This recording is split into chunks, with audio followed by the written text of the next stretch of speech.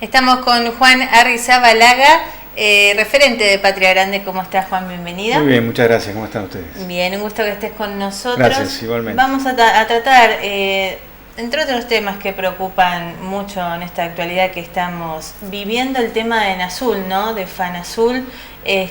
Ustedes van mucho allá, también contanos el por qué no están tan interesados en esta problemática, pero me gustaría que nos cuentes desde el principio, ¿no? ¿Cómo comenzó este tema, no? Así es, FANASUL, que es las fabricaciones militares, que está en Azul, es una de las 4 instalaciones que tiene fabricaciones militares en el país.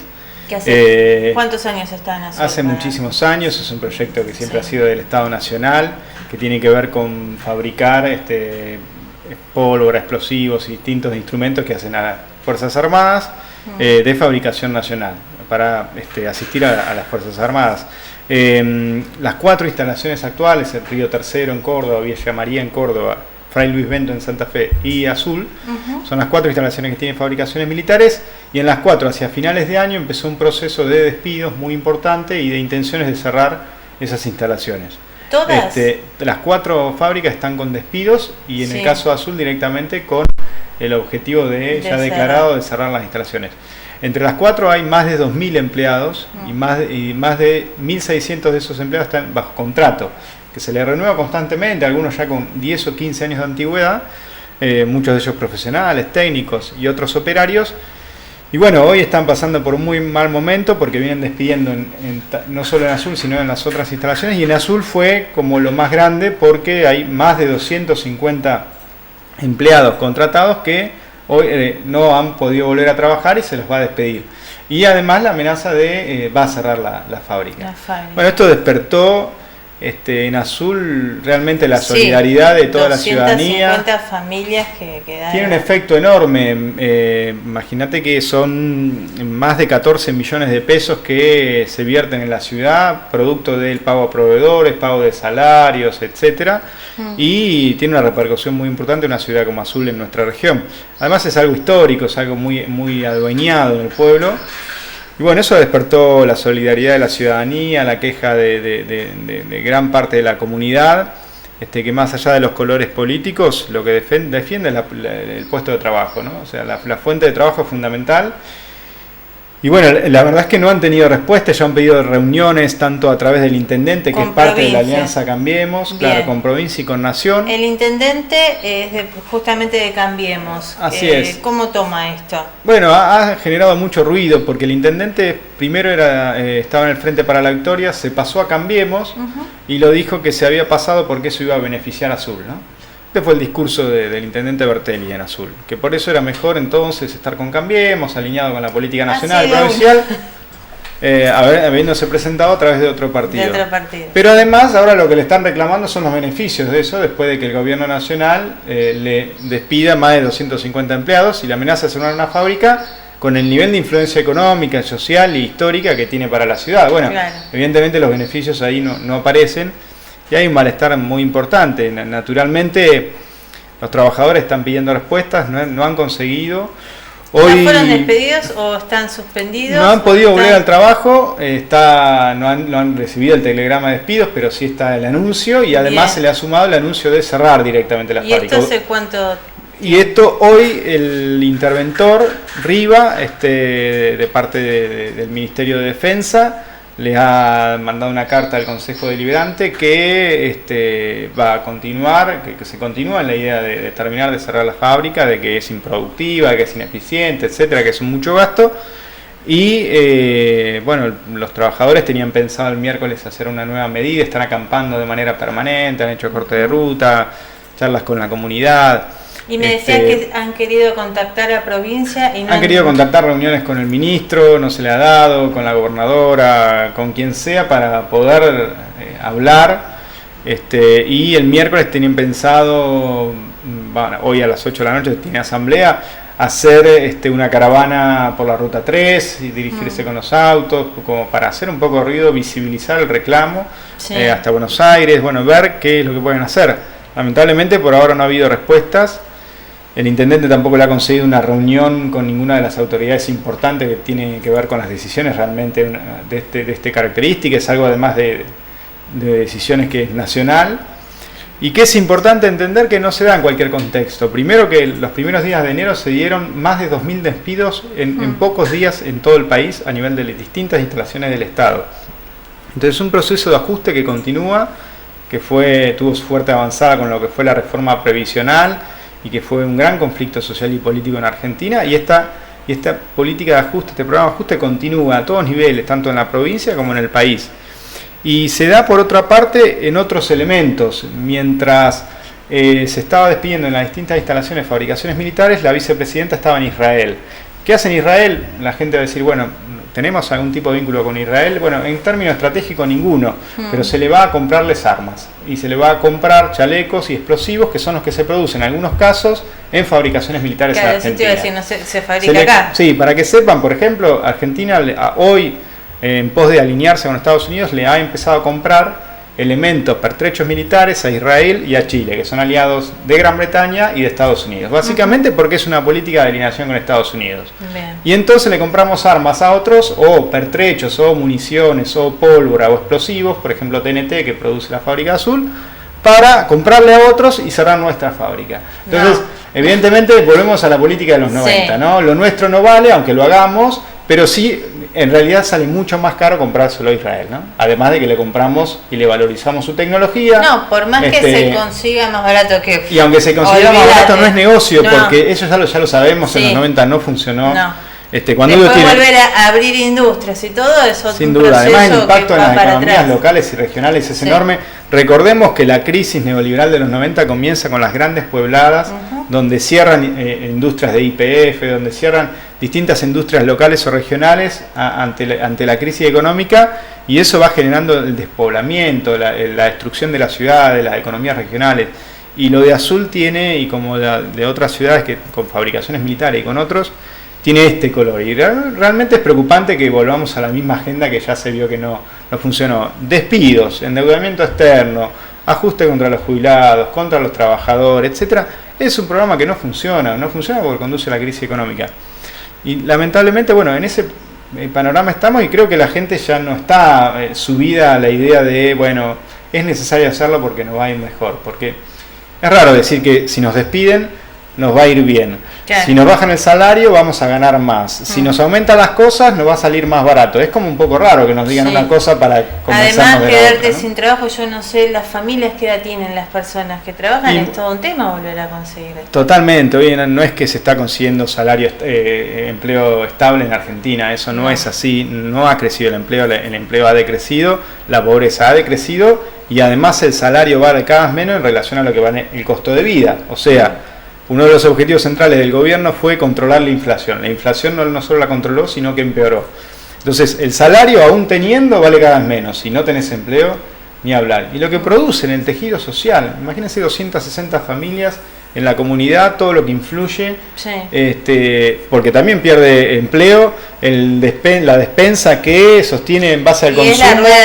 Es una rueda. Claro. Y lo que pierden los hijos, las mujeres, la escuela, el deporte, la realidad del barrio, bueno, es mucho lo que rompe el tejido social. Perder el empleo no es algo que tenemos que festejar. Esto es algo muy raro. Cuando comenzaba el 2016, como hay gente que festejaba que tal o cual pierde el empleo, me parece que vamos por mal camino culturalmente con esa idea, ¿no? No, la idea es al contrario, ¿no? La cultura del trabajo y que cada vez haya más, no el contrario. Sea para quien sea, ¿no? Totalmente, y además hay que salir de esta idea de que Argentina es ineficiente. Eso no es cierto. Argentina tiene profesionales, operarios, técnicos que son de primer nivel mundial. Argentina estaba desarrollando, para que la gente sepa, radares y drones de última tecnología de uso civil y militar. El primer acuerdo que hizo Macri con Obama fue desactivar ese proyecto. Argentina estaba mandando satélites, los tuvo que desactivar, y tiene el mismo color que el acuerdo de Menem con respecto a la deuda externa de la década del 90, desactivar los programas que Alfonsín no quiso hacer. Explícalo de una manera fácil para que podamos entender todo. Cuando los países como Argentina, de América Latina, o del tercer mundo, de los subdesarrollados, como nos suelen llamar, acuerdan el alineamiento con Estados Unidos, o sea, alinearse a las potencias occidentales, ellos lo que te piden a cambio son dos cosas. A nivel de lo que estamos hablando hoy, que es el caso de fabricaciones militares. Desactivar todo programa tecnológico y de desarrollo propio, nacional, tecnológico, industrial, ni hablar en términos técnico-militares. Totalmente dominables, ¿no? Tal cualmente. Y después comprarle armas. La primera obligación que tuvo Argentina fue que se descubrió por suerte que habían arreglado $40 millones de compra de armas a Estados Unidos. ¿Para qué? No lo sabemos. Y desactivar todos los programas. En el 90 Argentina tuvo que desactivar 2 programas muy importantes, muy grandes, que Alfonsín no estaba dispuesto a hacerlo, que era el misil Cóndor. Argentina tenía tecnología misilística propia, y enriquecimiento de uranio o bomba pesada, con lo que se genera energía nuclear. Argentina ya tenía desarrollada esa capacidad. Entonces siempre nos convence de que no somos capaces. Eso no es cierto. Y Argentina se levanta y vuelve a generar, porque tiene grandes profesionales. Se vio con los satélites, que en muy pocos años logramos hacerlo, como ningún país de América Latina lo hizo, en muy pocos años de desarrollo. Y se estaban logrando con INVAP cosas muy importantes. Bueno, entonces hay que convencernos de eso y no tienen que venir a vendernos de que no es posible. Cuando nos hacen eso es porque nos quieren vender lo mismo que nosotros producimos. Sí, y eso es así. Hoy le estamos comprando eso a Chile, le estamos comprando eso a Israel, le estamos comprando eso a Estados Unidos, cuando lo podemos generar nosotros. Bien, y esto que se empieza a ver, que la gente se empieza a enterar, porque no todos, conocen, muchos desconocen, ¿puede influenciar en algo el cierre de FANASUL? Bueno, yo creo que ha generado un ruido en la comunidad. Naturalmente, no todo el mundo tiene que saber qué es lo que Argentina le compra a Israel, porque cada uno sabe de algo y no puede estar enterado de todo. Lo que no tenemos que perder es la empatía. Uno no puede perder la empatía hacia que la gente se quede sin empleo, a que si un comercio cierre, si un emprendimiento se cierra. No podemos volver a la idea de que está bien, que un país va bien cuando va mal. Si va mal, va mal. Si pierde empleo, si pierde industria, si pierde tecnología, si hay menos escuela pública, si hay menos ciencia y tecnología, si hay menos comercio, si vos emprendés y no te sale porque no hay mercado, porque no hay consumo, porque no hay laburo, vamos mal. Si hay mucha inflación y vos ganás muy poco, vas mal. Si le quitamos a los jubilados, vamos mal. O sea, tenemos que entender ese concepto, no importa el color político que gobierna. Me parece que eso debería ser un consenso en la sociedad argentina. A mí a veces me sorprende cuando charlo con gente más grande que yo. Yo tengo 34 años, no es el caso de mis padres, con quien yo hablo y tenemos la misma idea. Pero con mucha gente que ha vivido muchos años, y que muchos años más que yo, y que tiene la idea de qué le ha pasado al país, me sorprende que no le parezca, que le parezca bien por dónde vamos, el endeudamiento externo. Bueno, me parece que lo que hemos perdido es mucho más la empatía, esta construcción de esta grieta de odio, de odiar, de creer que el vecino, porque piensa distinto, es el enemigo. Y justamente yo creo que eso es lo que convencido de algo que está mal. Lo que nos está nublando para poder ver. Cuanto más nos peleamos entre nosotros, los de abajo, más se nubla la visión, ¿no? Me parece que sí, hay que recuperar la empatía, la solidaridad por encima de todo, y entender que si perdemos trabajo es porque vamos mal. Esa receta ya estuvo en los 90 y no funcionó, ya estuvo en el 76 y no funcionó. Tal cual. Y no podemos aprender, ¿no? De que tenemos Miren, que empezar para a salir. una foto muy simple, se recortó 100.000 millones de pesos a los jubilados en esta nueva ley de reforma previsional, entre otros actores, pero vamos a hablar de los jubilados. En ese mismo mes el gobierno entregó, en lo que es intereses financieros de la ruleta financiera que se llama LEVAX, no lo vamos a explicar acá, pero tiene que ver con una apuesta a la moneda que hacen grandes inversores, que lo pagamos todos, más de 400.000. O sea, en un solo mes entregamos mucho más dinero a la timba financiera, y con esa excusa, para hacer ese negocio, le sacamos derechos a los jubilados. Entonces esas cosas, no puede ser que uno defienda eso porque defienda un color político. Por ese lado vamos a equivocar. ¿Cómo ves acá en nuestra ciudad? ¿Cómo está yendo? Bueno, lo que hay que tener en cuenta es que empieza a impactar en los municipios. Por eso la importancia de discutir cuando pasa algo en una ciudad vecina. Por eso queremos que no nos suceda a nosotros. Pero me parece que tiene que ver con eso. Si hay recorte a los jubilados, en Tandil hay más de 15.000 jubilados. Si hay recorte a la asignación universal de muchas familias de la economía popular, de la economía social, me parece que tenemos que ser astutos, más allá del color al que pertenezca cada uno, de entender que estos procesos neoliberales terminan afectando duramente a los pueblos, a las localidades, a las ciudades, y la gente va a ir a golpearle la puerta al municipio porque es el que tiene a mano. Claro. Entonces tenemos que ser inteligentes en entender por qué nos tenemos que unir y establecer un consenso en torno a qué es el reclamo que se le hace a la Intendencia en Azul. Bueno, miren que nosotros para golpear tenemos acá, porque es lo que tenemos cerca. ¿Están unidos como pueblo en Azul? Bueno, se ha visto mucha gente, hay mucho apoyo, naturalmente. También hay cierta desmotivación, no encontrar respuesta, digamos, ¿no? Todo proceso de lucha dura un tiempo, tiene un momento de alza, tiene un momento de baja. pero creo que lo que va a quedar en Azul es esta lectura de mayor empatía entre la sociedad, de terminar con esta lógica de este odio, de esta grieta, y entender que toda la ciudad necesitamos trabajo, necesitamos industrias, necesitamos empleo, necesitamos consumo, porque eso es lo que nos permite sostener el tejido social y el desarrollo de la comunidad. Me parece que si logramos que estos casos, a pesar de ser una derrota, tengan esa victoria por ese lado, me parece que por lo menos por ese lado vamos bien. Bien, muchas gracias, Juan, por estar con nosotros y explicarnos. Bien, uno a veces está en el día a día, a veces cuesta entender muchas cosas, no siempre alguien se toma el tiempo para explicarlo, y bueno, y así poder entenderlo y trabajar en pos de eso. Y terminar, ¿no? Como vos decís, como todos muchos pensamos, la grieta, la famosa grieta, que la verdad que lamentablemente cada vez más se está empeorando y no nos ayuda. Porque es vendan los ojos para pelearnos entre nosotros y no se hace nada, ¿no? Sin duda, mira, yo trabajo en la construcción, somos constructores de arquitectura en madera, y cuando vos llamás a otro rubro para ser parte de una obra o ves a otro constructor, vos no querés escuchar que le falta trabajo o que está ganando menos. A mí no me divierte eso, no me produce un bienestar decir, bueno, jodete porque pensás distinto, te falte trabajo. Yo quiero que le vaya bien, que tenga trabajo, si en todo caso que diga no puedo porque tengo trabajo, bueno, eso es fantástico. Le llamo a otro entonces. Entonces, me parece que es por ahí, hay que recuperar lo básico, que es la empatía, la solidaridad y el sentido de que no se nos rompa el tejido social, porque eso nos dejó una huella muy fuerte en la sociedad, que es muy difícil de reconstruir. Y es lo que mucho tiempo se buscó, a veces por bastante tiempo, y bueno, tenemos que ser un poco más inteligentes, no empezar a... Igual, cuando hablan de hay que parecerse a otros países, siempre los sectores más poderosos o los sectores de la derecha ideológica hablan de, bueno, hay que parecerse a otros países. Bueno, esto es lo que, cuando hablan de parecerse a esos países no hacen la receta que nos venden a nosotros. Claro. No. Yo puedo dar innumerables ejemplos, Francia, Alemania, Noruega, Suecia, Finlandia, que nombren el país que quieran, ninguno de esos países utiliza la política que se está implementando hoy. Ninguno. No se endeudan, no despiden, le pagan buenos salarios en blanco con todos los derechos sociales, fortalecen la comunidad. De hecho, todos los países no pueden creer con la riqueza que es Argentina. Sin duda. Que estemos tan mal. Sin duda. Entonces, estamos haciendo las cosas Somos mal. Pocos habitantes para las riquezas que tiene el país, están mal distribuidas y en general no nos dejan seguir avanzando en ese salto que tenemos que dar como país emergente en la comunidad internacional, que tiene que ver con el desarrollo, pero un desarrollo que va con democracia, un desarrollo que va con justicia social, pero que inevitablemente va con ciencia y tecnología, con industria nacional. Me parece que es por ese lado. Y hay muchos países que lo tienen claro y, bueno, naturalmente, cada tanto es como cíclico, nos venden la idea de que no. Sí, cíclico, sí, lamentablemente no tenemos que romper. Y hablando de cíclico, antes de irnos te quiero hacer otra pregunta, volvemos a esto, ¿no? Al final se abrió el tema de las importaciones de par en par.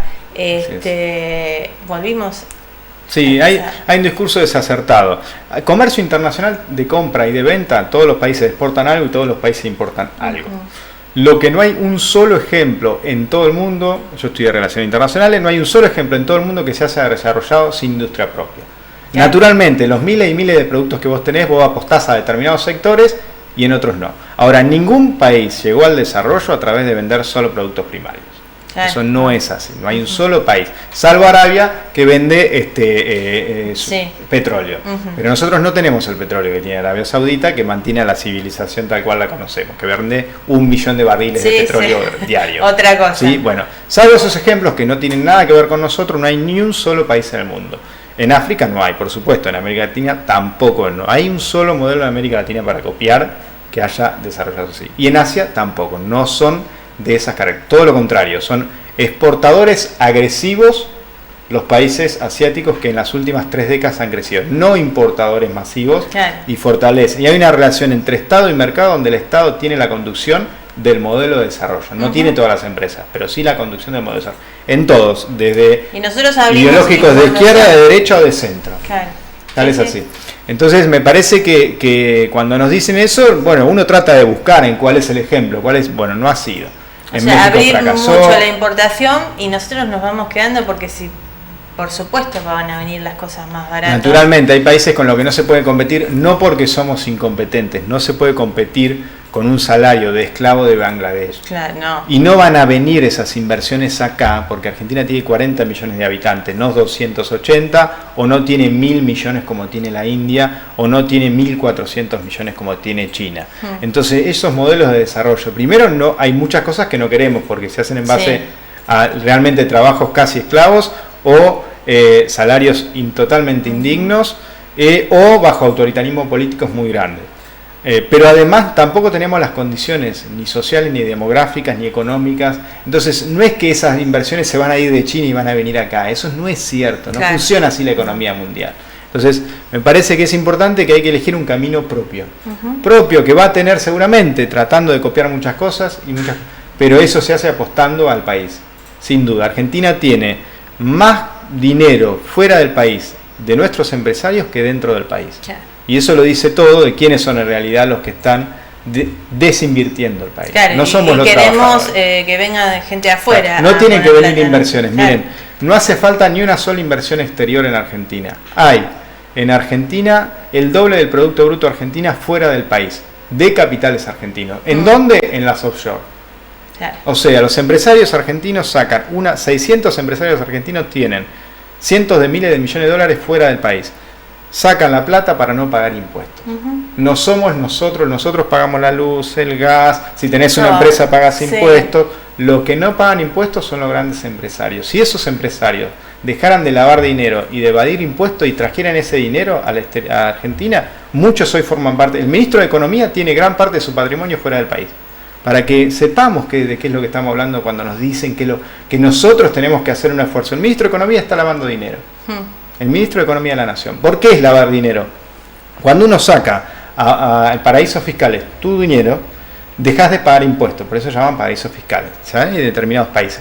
Cuando vos automáticamente movés ese dinero que no paga impuestos, se llama lavado de dinero. Claro.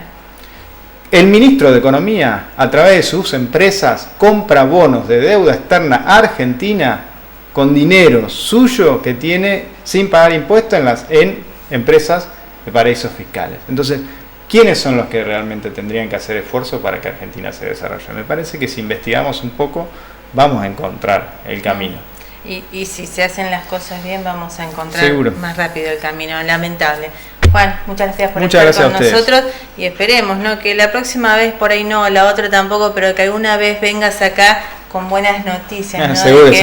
De que hay mucha gente bien, ¿no? haciendo muchas cosas bien, pero los gobiernos son los que tienen que hacer las cosas. Los gobiernos y los grandes empresarios son los que tienen que aportar más. Bien, y nosotros dejarnos de pelear y unirnos un poco más, ¿no? Más empatía, más el vecino no es el enemigo, hay que salir de esa idea. Sí, bien, gracias Juan. Muchas gracias. Nos vamos a una pausa y enseguida volvemos.